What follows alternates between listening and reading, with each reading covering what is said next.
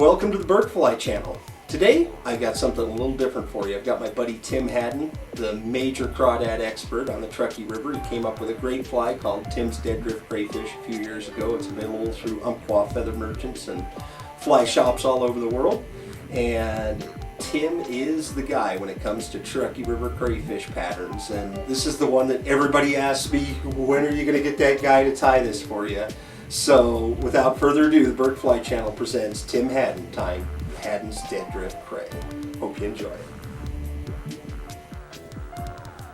Hi, my name is Tim Haddon. I'm a guide for the Reno Fly Shop, and today I would like to show you a fly, the Dead Drift Crayfish.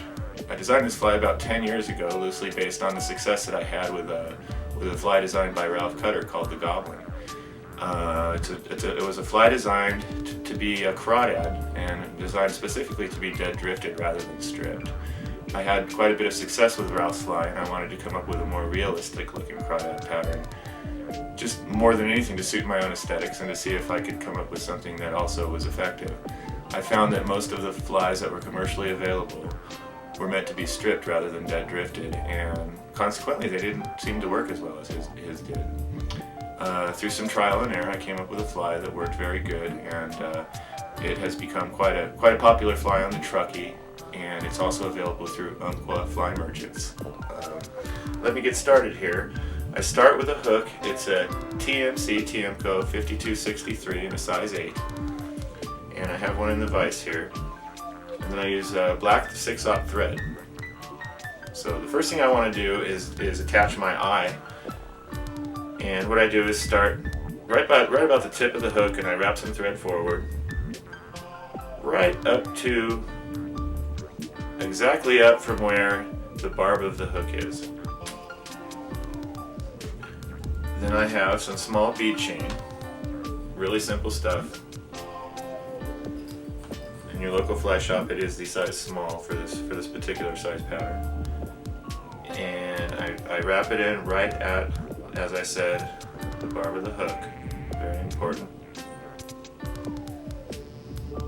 And I do some wraps in both directions.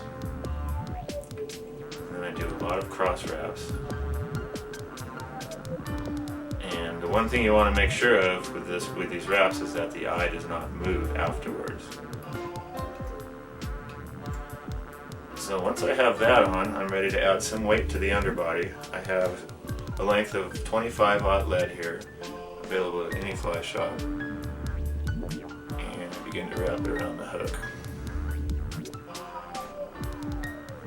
I'm going to push that lead right up against the eye of the hook, and then continue to wrap the entire length of the hook.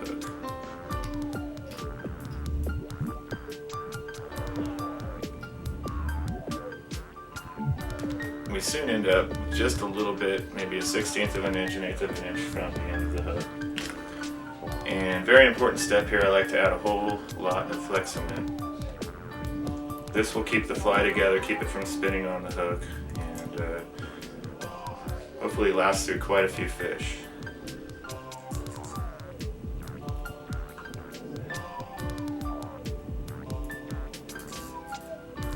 So now that I have the basic foundation for the fly, I'm ready to start tying on some materials. The first thing I'd like to do is wrap a little thread right up just into the bend of the hook, and I'm going to assemble what we call the mouth parts. Basically, I use a very small piece of rabbit. In this case, I'm using a crawfish orange rabbit. This is just a little detail for the mouth of the fly. And I take a very small piece, just a tiny square basically, and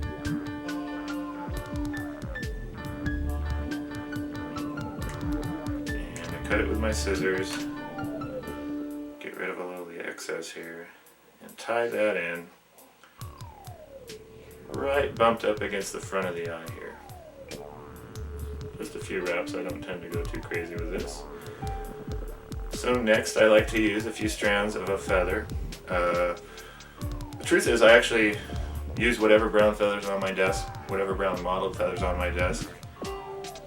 Turkey tail is great. I also like to use feathers from the ringneck pheasant And again, I'm not real choosy about this step, it's just a detail piece. I will peel off. Let's try the turkey on this one.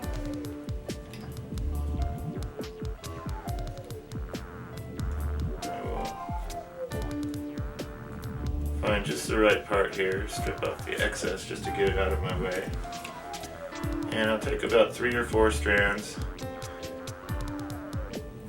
and tie just a little bit in on each side. And I like to tie it in so it flares out.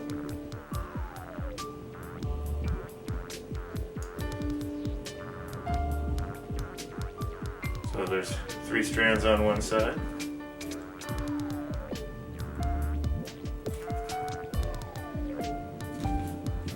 And 3 strands on the other side. Try and measure them up so they're the same size. Just a few wraps here. And then as a final detail, I like to add a little bit of glitz, kind of catch the eye of the fish. In this case I'm using root beer crystal flash.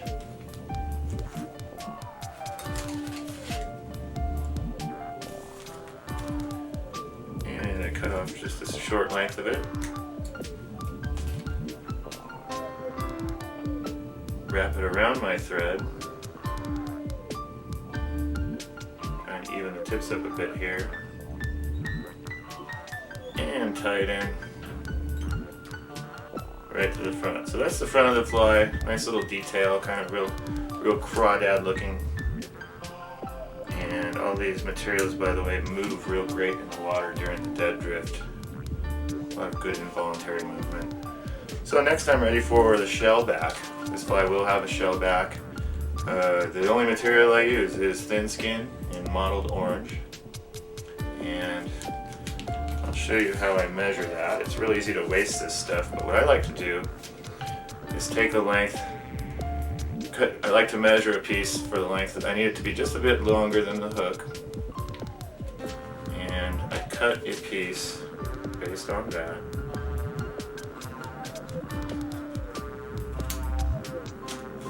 And this will make 8 or 10 crawdads. I like to cut it at an angle, just a bit of an angle, to give me kind of a tapered look at the end of the design. And if I'm going to tie a second crawdad, you can see I already have a bit of an angle here. I find this to be the most efficient way to use this stuff. It's very easy to waste a lot of it. There's very little waste when I do it this way. The next thing I like to do is cut the corners out.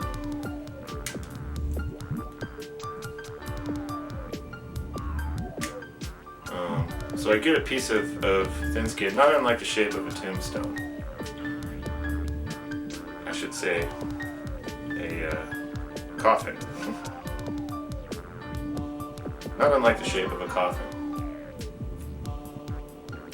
Peel off the thin skin, and if you notice on the side touching the paper is shiny, I want that side to be to the outside. And it's going to end up folding over. So I tie the shiny side down right in the front here. And we'll have that waiting for later in the process. So it's time to start dubbing the head of the fly.